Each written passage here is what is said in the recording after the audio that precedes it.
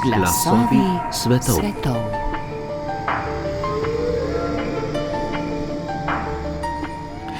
Če je slovenščina prišla v osnovno šolo že za časa Marije Terezije, se je v srednji uveljavila pozno in le s težavo. Tako je prva gimnazija, na kateri ni le pouk čisto vseh 8 let pri vseh predmetih potekal v slovenščini, ampak je kot sploh prva srednješolska institucija pri nas dijakom na koncu ponudila tudi slovensko maturo, vrata odprla šele leta 1905, pred 120 leti torej. To je bil zavod svetega Stanislava, ki ga je ljubljanska škofija na pobudo tedanjega škofa Antona Bonaventure Jegliča ustanovila v Šentvidu nad Ljubljano. Zapletel polno zgodbo o nastanku te institucije bomo, spoštovane poslušalke in cenjeni poslušalci, obnovili v tokratnih glasovih svetov, ko pred mikrofonom gostimo dr. Simona Malmenvala, kustosa Slovenskega šolskega muzeja, sicer pa tudi teologa, rusista in zgodovinarja.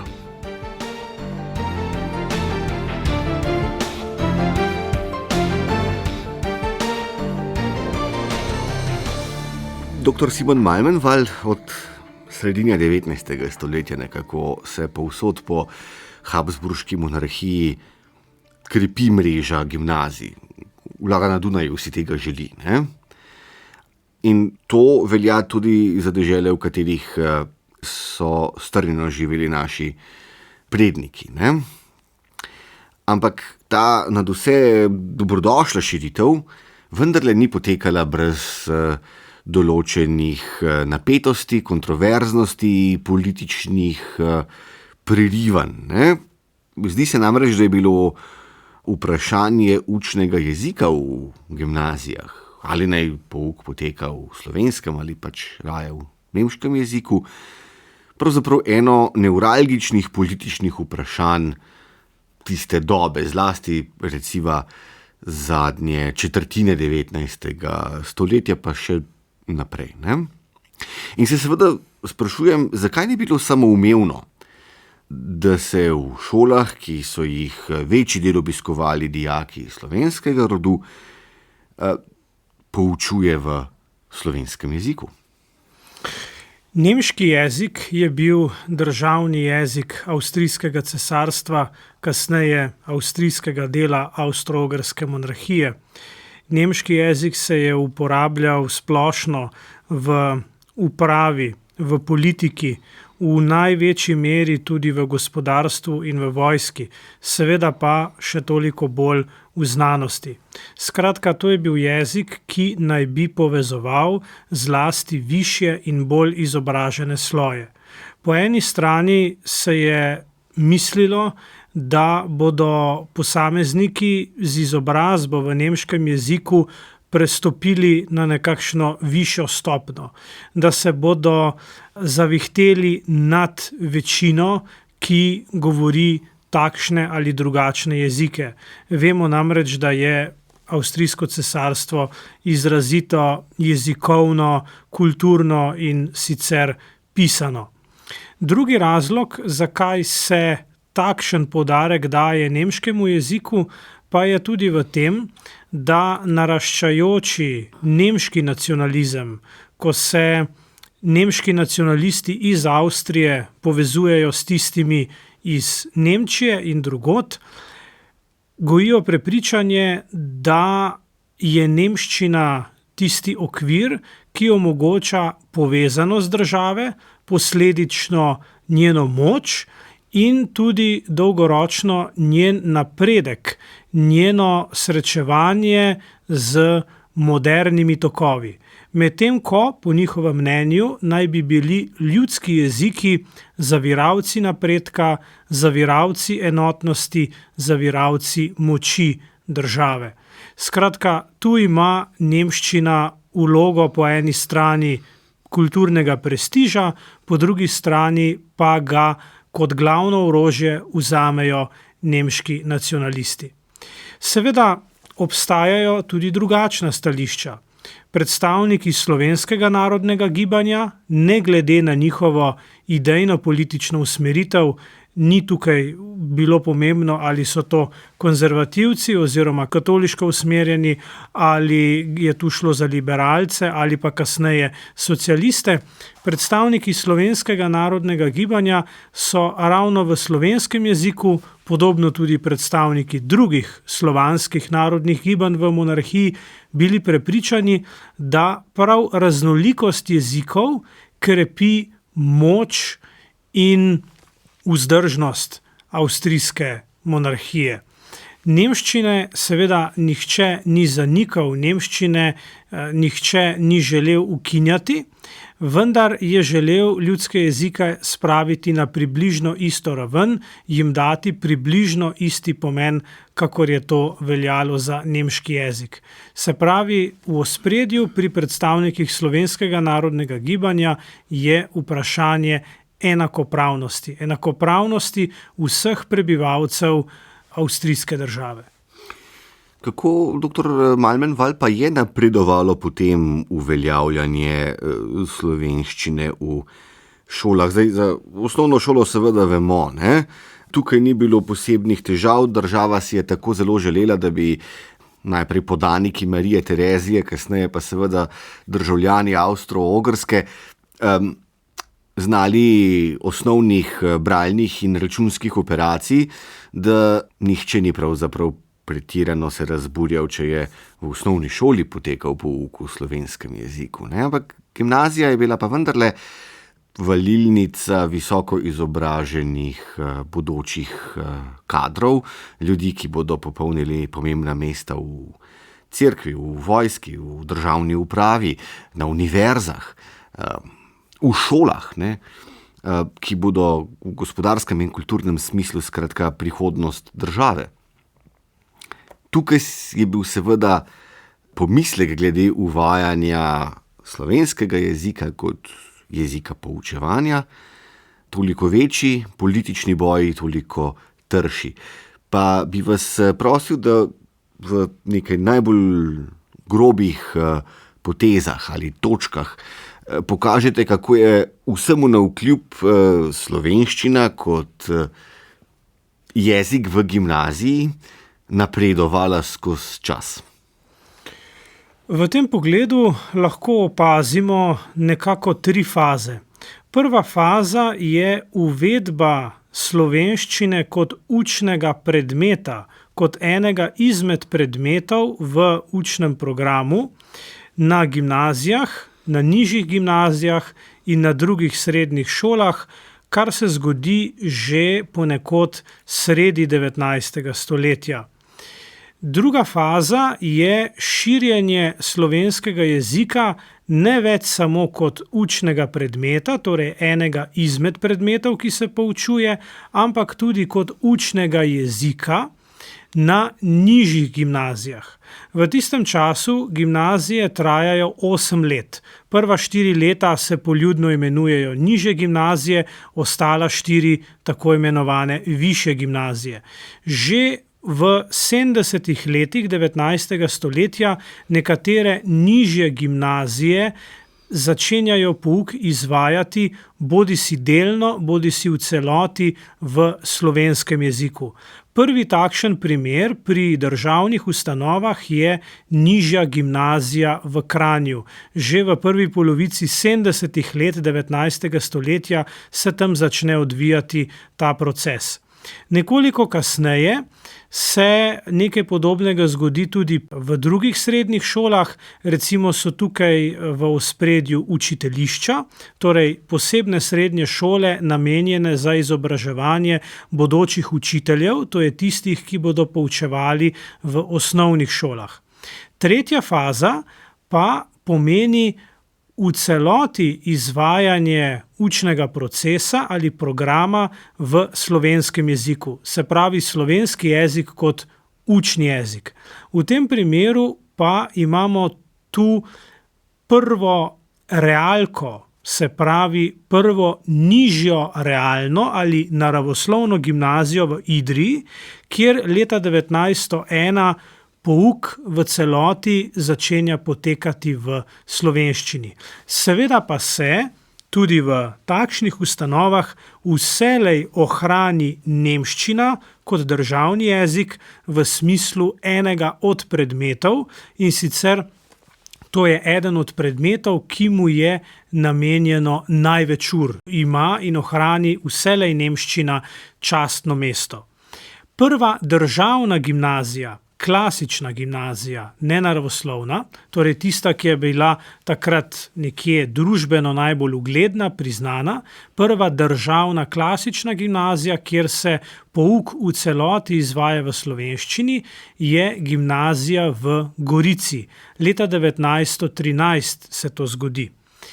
Obstaja pa še druga ustanova, druga klasična gimnazija, ki še predtem dobi slovenščino kot učni jezik, ne samo to, v slovenščini ta ustanova v celoti tudi posluje in uraduje. Govorimo o Zavodu svetega Stanislava ali o škofijski klasični gimnaziji, kjer se s poukom začne proces izvajati leta 1905. Ravno letos torej obeležujemo 120 let od ustanovitve Zavoda svetega Stanislava kot prve v celoti slovenske gimnazije. Mogoče tu omenimo še eno zanimivost. Prej smo omenjali nekako drugo fazo in uvajanje slovenskega učnega jezika v nižje gimnazije. Običajno je šlo za princip tako imenovanega utrakvističnega pouka. To pomeni dvojezičnega, vendar ne dvojezičnega v smislu, da bi bila dva jezika, v tem primeru nemščina in slovenščina, enakopravna, ampak da se na začetku, na nižjih stopnjah oziroma v nižjih letnikih začne z maternim ali ljudskim jezikom, to je slovenščino, kasneje pa se preide na državni jezik, na tisti jezik, ki naj bi bil kulturno in tudi sicer bolj zastopan, uglednejši. Zanimiv primer v tej smeri, pa še zdaleč ne edini, je tako imenovana utrakvistična nižja gimnazija v Celju. Leta 1895 so na tej ustanovi uvedli vzporedne oddelke, kjer se je poučevalo v slovenščini. Uvedba teh vzporednih oddelkov, to pa je posebnost v primerjavi z drugimi ustanovami, je povzročila pravo politično krizo na ravni celotne avstrijske države. Zaradi tega je padla takratna vlada, centralna državna vlada na Dunaju, kneza Alfreda von Windischgrätza. Nemški nacionalistični krogi, ne samo tisti, ki so prihajali z ozemlja današnje Slovenije, ampak širše v monarhiji, so to dejanje v simbolnem smislu razumeli kot napad na nemški narod in kot napad na enotnost avstrijske države. To je bilo del širšega konteksta spopadov, sporov, političnih sporov med Nemci in Slovani v monarhiji. Prav z mislijo na prigodo, ki ste jo ravnokar omenili, dr. Malmenval, se pravi na padec zvezne dunajske vlade zaradi srednje šole v majhnem provincialnem Celju. Tukaj vidimo, kako vnetljivo vprašanje je to pravzaprav bilo. In se sprašujem, ali je natanko ta uvid napeljal škofa Jegliča tule v Ljubljani, ko je uvidel, kako težka je pot za slovenščino v uradnih državnih gimnazijah, da se je odločil ustanoviti zasebno gimnazijo, katere ustanoviteljica je, se pravi, ljubljanska škofija, in kjer so potem slej ko prej jezikovne politike lažje obvladljive, zato ker je pač šola zasebnega značaja. Gotovo, to je bil eden glavnih razlogov.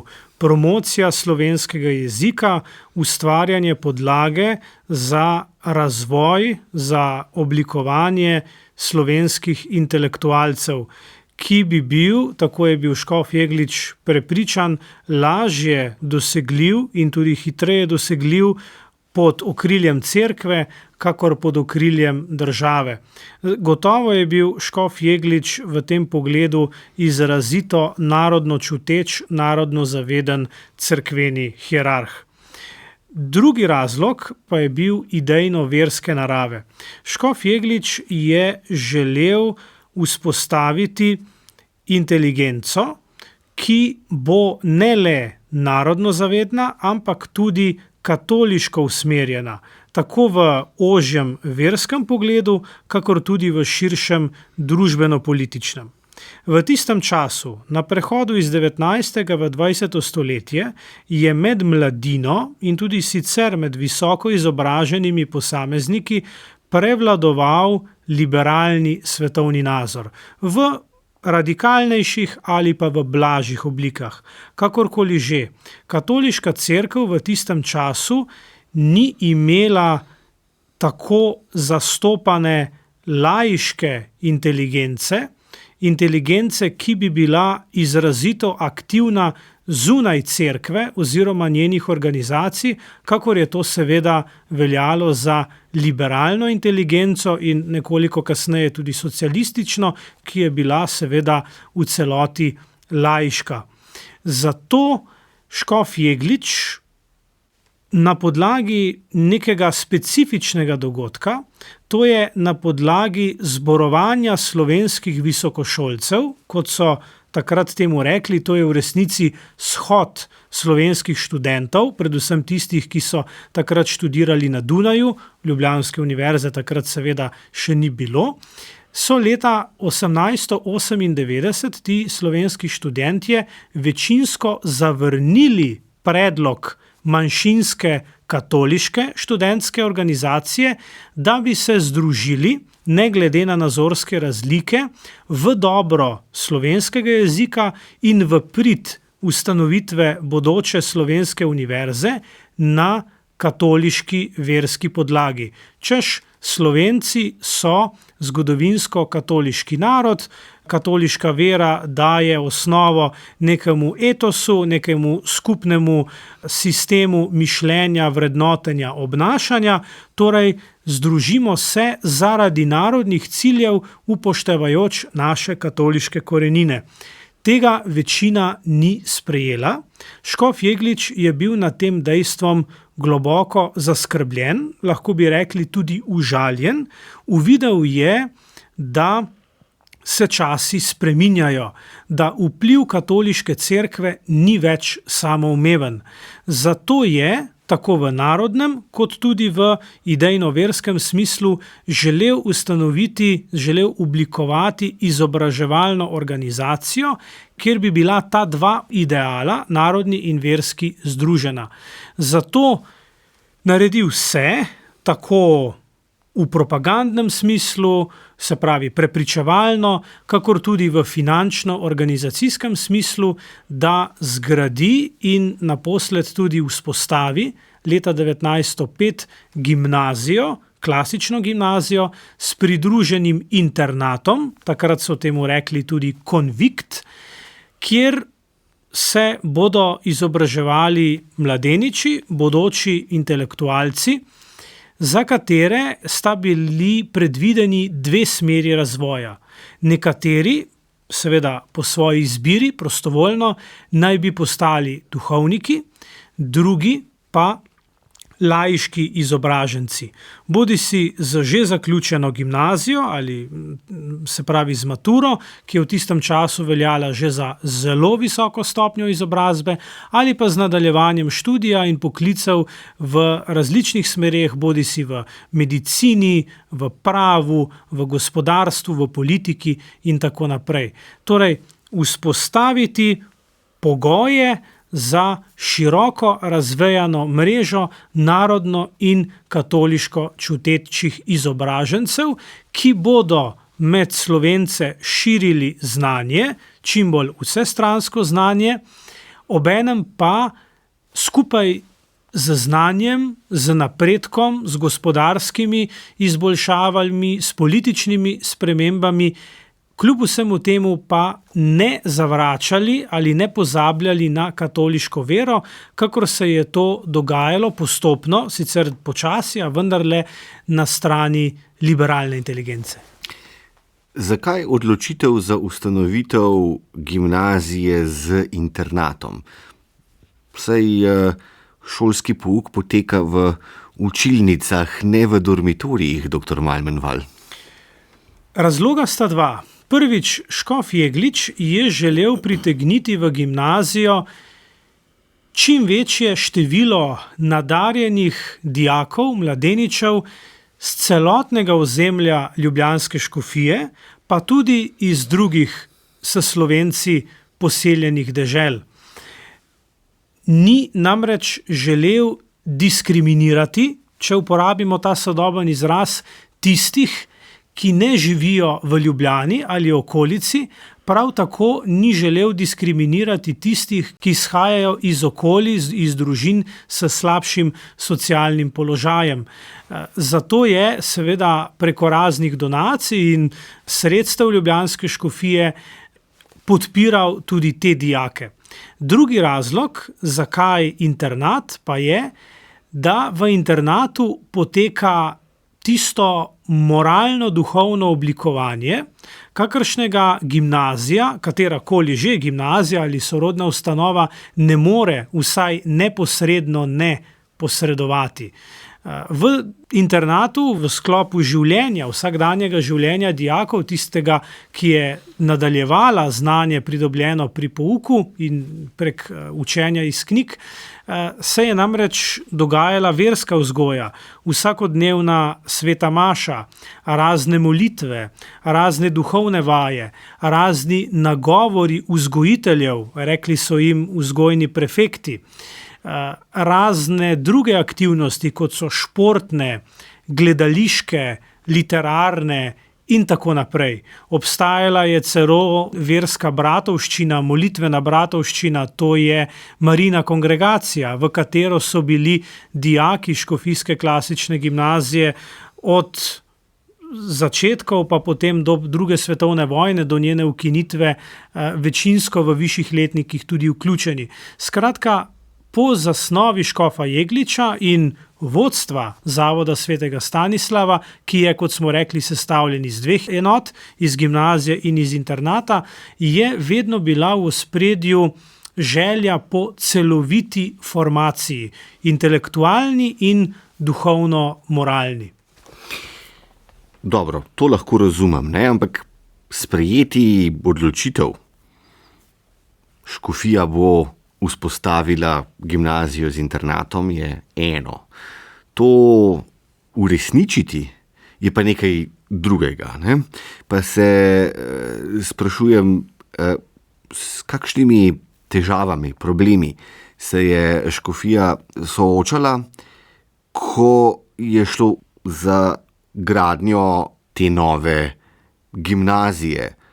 Že to me preseneča, recimo, da so se sploh odločili za gradnjo, da niso rekli, no sej škofija ima nekaj nepremičnin v svoji lasti, tule nekje v središču Ljubljane bomo eno izmed stavb prilagodili za nov namen. Odkot odločitev za gradnjo v Šentvidu, ki takrat še ni bil del Ljubljane, kaj ne, ampak je bil seveda svoja lastna občina celo. Tako je. Težave v materialnem pogledu pri gradnji in vzpostavitvi škofijske klasične gimnazije so bile, če strnemo, dvojne. Prva težava je bila lokacija. Zakaj gimnazija ni nastala v središču Ljubljane, čeprav si je škof Jeglič tega sprva želel? Ker je temu nasprotovala liberalna večina v ljubljanskem mestnem svetu pod vodstvom takratnega župana, znamenitega Ivana Hribarja, vsestranskega politika, kulturnika, izjemno narodno zavednega posameznika. Ljubljanska mestna oblast ni želela v mestu, ki je bilo takrat večinsko slovensko in obenem večinsko liberalno usmerjeno, imeti tako pomembne ustanove za tisti čas, nad katero oni, liberalci, ne bi imeli nadzora. Šlo je tukaj po eni strani za zavist, po drugi strani pa za strah, da bi na tak način tudi Ljubljana, ne samo podeželje, ampak sčasoma tudi kulturno in politično središče Slovencev postalo ali pa prešlo v katoliške roke. Zato je škof Jeglič moral poiskati alternativo, to je bližnjo občino Šentvid nad Ljubljano, takrat na Spodnjem Gorenjskem, kjer pa teh težav ni bilo. Zemljišče je prispeval tamkajšnji župnik, zemljišče je pripadalo župniji, zraven je pa škofija še od okoliških kmetov dokupila nekaj dodatnega terena.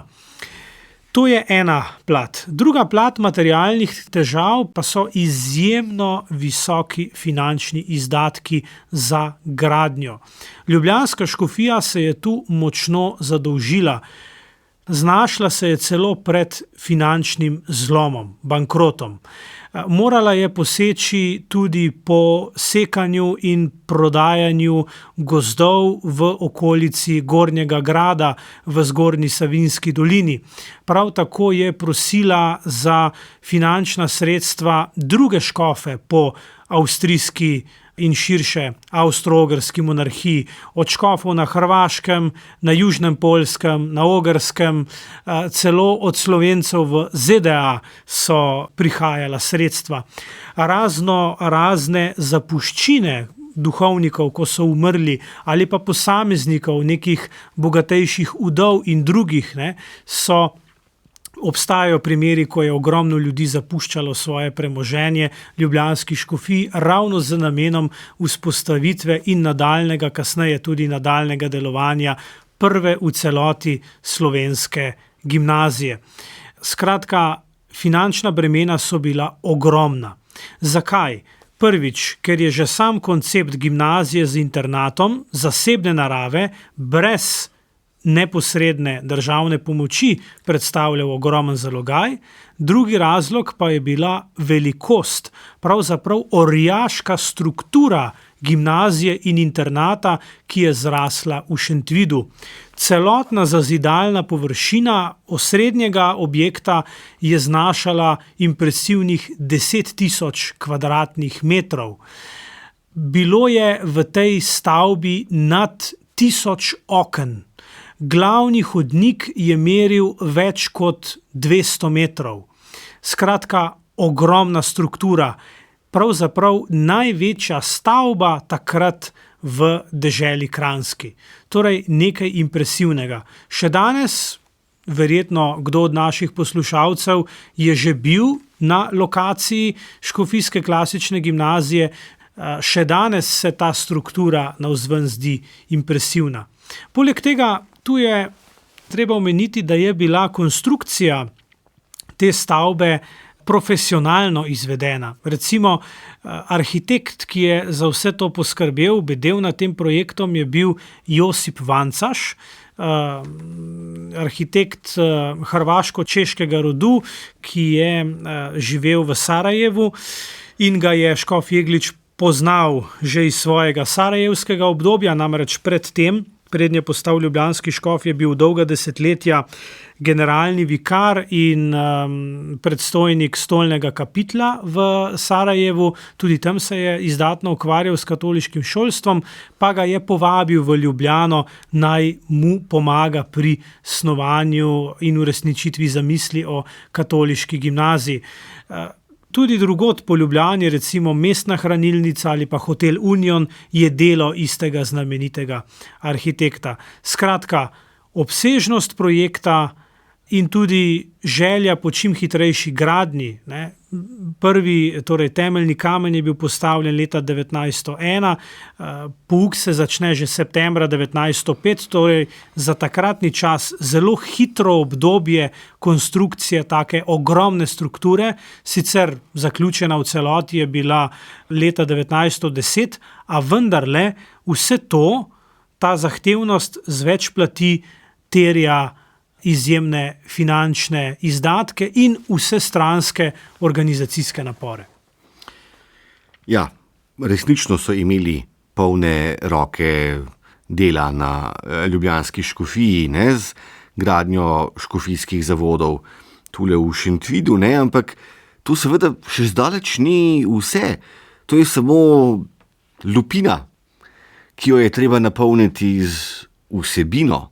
In tako se sprašujem, doktor Malmenval, kako si je škof Jeglič zamislil pedagoški proces, ki je našel učitelje, ki so potem učili prve generacije dijakov in jasno, seveda, če je bila slovenska šola, ne, pouk v slovenskem jeziku v gimnazijah skozi celotno 19. stoletje pravzaprav predmet neke kontroverze, ne, ali so sploh obstajali učbeniki in drugo gradivo, na katerega je bilo tak pouk moč opreti, ali je bilo tudi tukaj treba pravzaprav šele napisati prve knjige, iz katerih so se potem naši dijaki učili.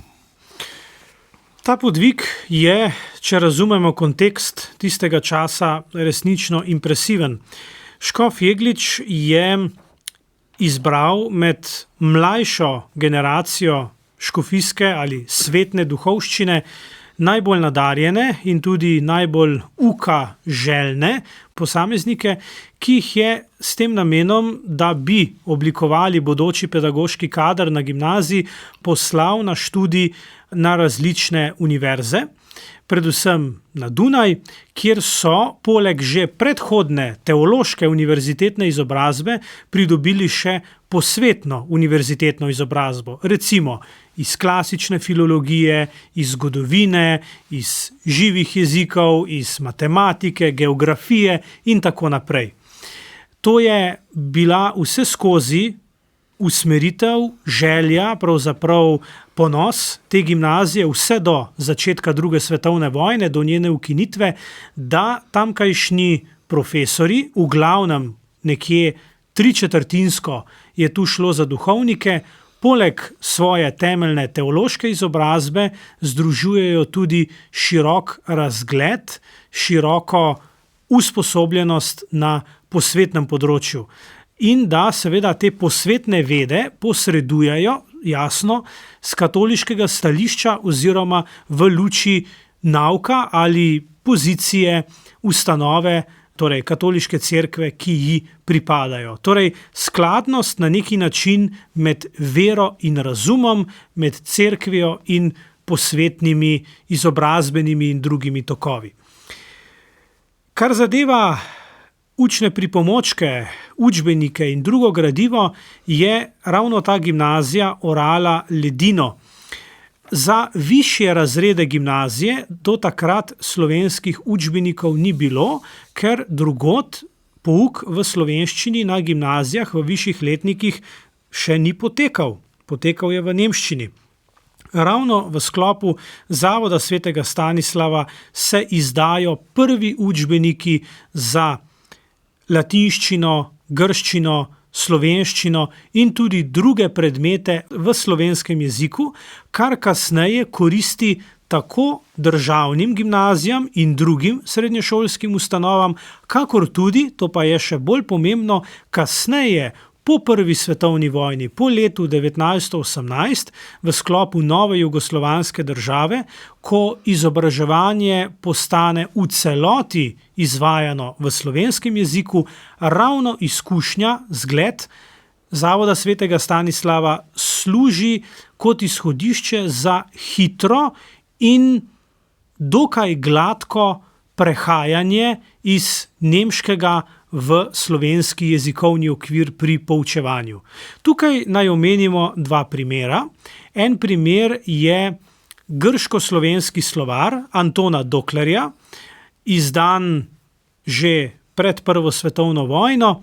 Sicer njegov avtor je profesor na državni klasični gimnaziji v Ljubljani, ne na šentviški škofijski, a vendarle škofijska gimnazija, Zavod svetega Stanislava, je izdajatelj te knjige in ravno ta gimnazija je na začetku največji konzument, tako rekoč, največji uporabnik tega slovarja, ki je v znanstvenem smislu prebojno delo za slovensko klasično filologijo in humanistiko nasploh.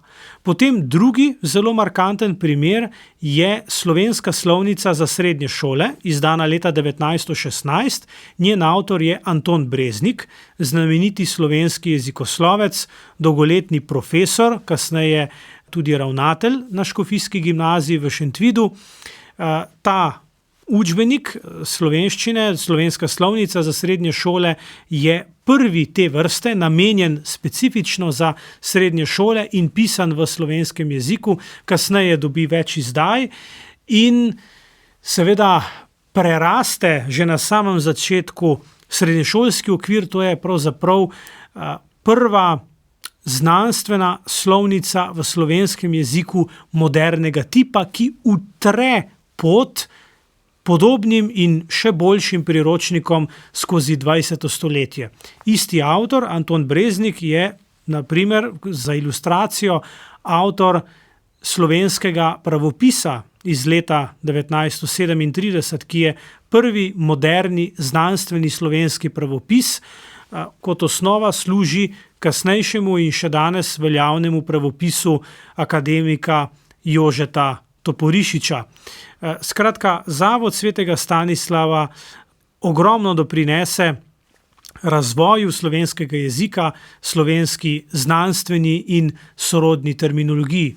Tukaj lahko omenimo še primer Franca Omerze, pa Frančiška Jereta in številnih drugih, ki so prevajali dela iz latinščine in grščine v slovenščino. Odisejo, pa dela cerkvenih očetov, Aeschylove drame in podobno. Skratka, to bogatstvo grško-rimske klasične kulture, ki je splošno priznano, splošno cenjeno v evropskem okviru med številnimi evropskimi narodi, je ravno zahvaljujoč Zavodu svetega Stanislava oziroma njenim predavateljem, profesorjem, dobilo svoj odmev, pravzaprav svojo dostopnost v slovenskem jeziku. Ravno ta plat klasične kulture je tista, ki Zavod svetega Stanislava trajno vse do danes zapiše na slovenski kulturni zemljevid. Sliši se imenitno, ampak saj veste, kaj pravijo dr. Malmenval, ne? Da je učitelj vreden samo toliko, kolikor potem na vse zadnje znajo njegovi učenci. Ne? In zato se seveda sprašujem, toliko napora je bilo vloženega, toliko sredstev, toliko intelektualne radovednosti je šlo v projekt škofijskih zavodov. Ali je vse to obrodilo želene sadove? So dijaki dobili tisto izobrazbo, o kateri je sanjal škof Jeglič, ko se je odločil seveda za ustanovitev te institucije, in ali so to potrdili tudi rezultati na maturi? To vprašanje je precej kompleksno. Odgovor na to vprašanje je lahko tudi precej relativen, odvisno od zornega kota. Lahko pa tu izpostavimo 3 dejavnike. Prvi dejavnik je, da so že na prvi maturi, ki je leta 1913 ravno na Zavodu svetega Stanislava v celoti potekala v slovenščini, to je prva matura v slovenščini sploh v zgodovini, da so že takrat dijaki te gimnazije dosegli zelo visoke rezultate. Kar polovica izmed njih je maturo opravila z oceno odlično, kar je zelo velik uspeh glede na ostale gimnazije v slovenskem in širše avstrijskem prostoru. Tudi kasneje so bila povprečja na maturi vedno zelo visoka. Kot zanimivost, zgolj 2 posameznika leta 1929, eden, drugi pa leto pozneje, nista mature opravila. V vseh teh letih, od leta 1913, ko poteka prva matura v slovenščini na tej gimnaziji, pa do leta 1945, ko je ta gimnazija dokončno formalno ukinjena, čeprav že od leta 1941 deluje v zmanjšanem obsegu, torej v teh dobrih 30 letih, v času pred drugo svetovno vojno zgolj 2 dijaka med več kot 750 dijaki, ki maturirajo na tej ustanovi, mature ne opravita. To je ogromen uspeh. Druga plat ali pa drugi vidik te zgodbe je, da je ravno iz te gimnazije išlo veliko družbeno in kulturno izpostavljenih posameznikov.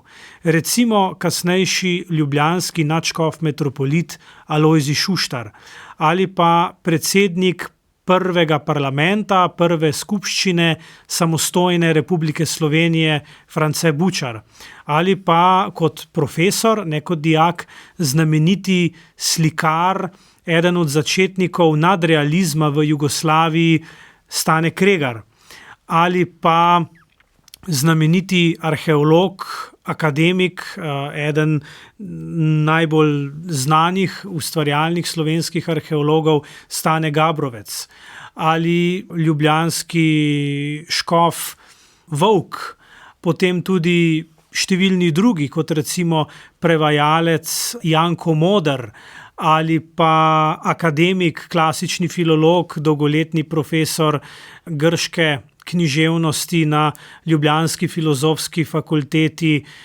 Kajetan Gantar in podobni.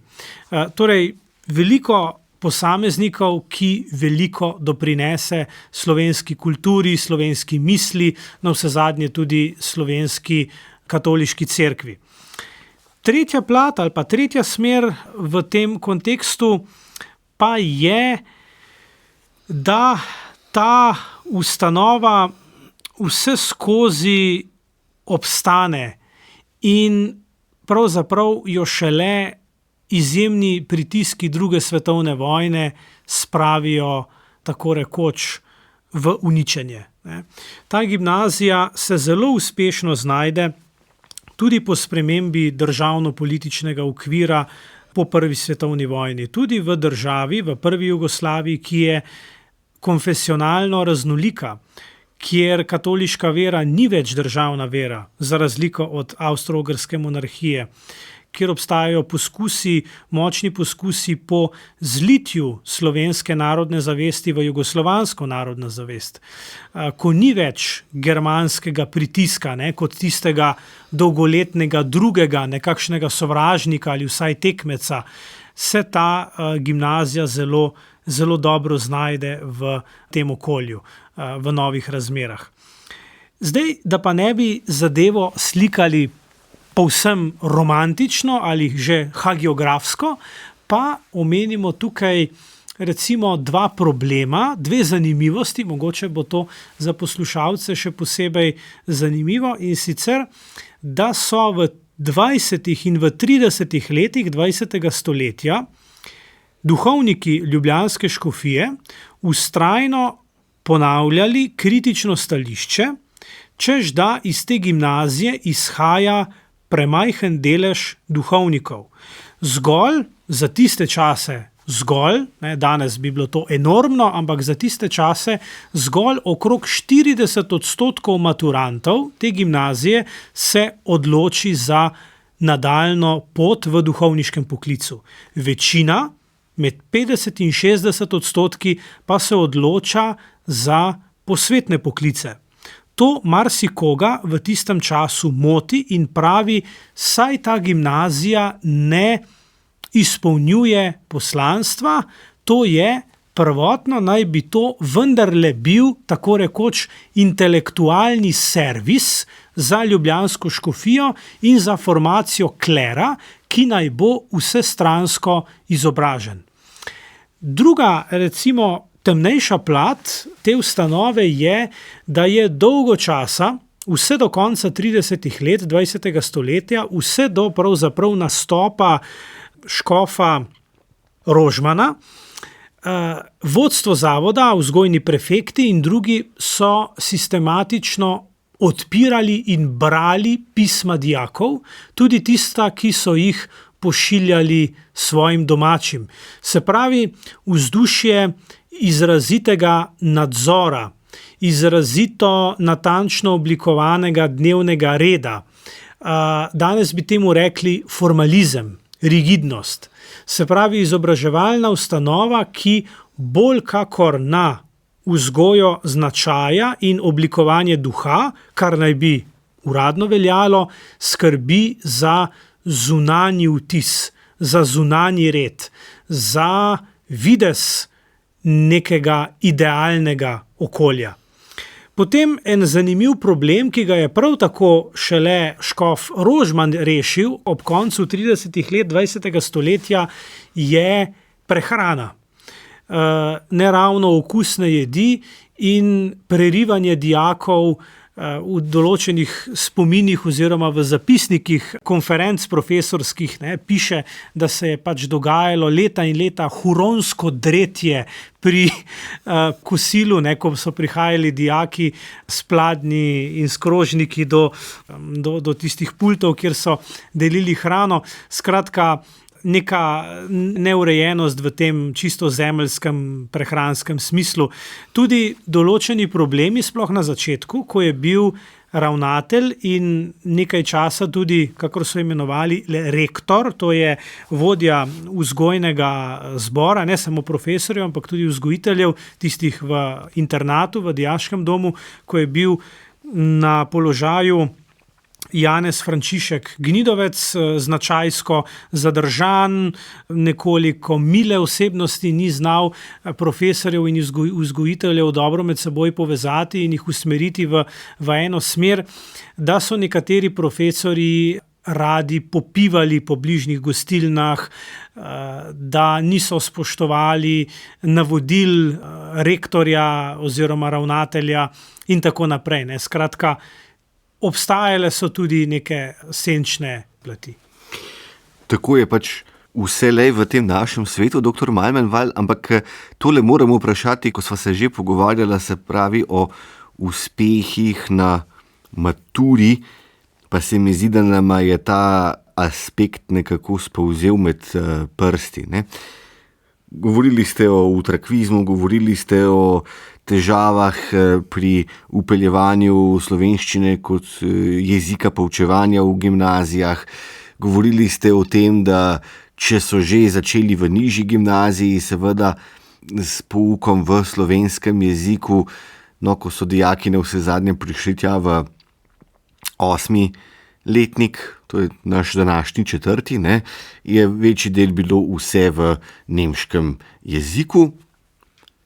In ravno v tem smislu predstavljajo škofovski zavodi tule v Šentvidu točko obrata, točko korenite spremembe.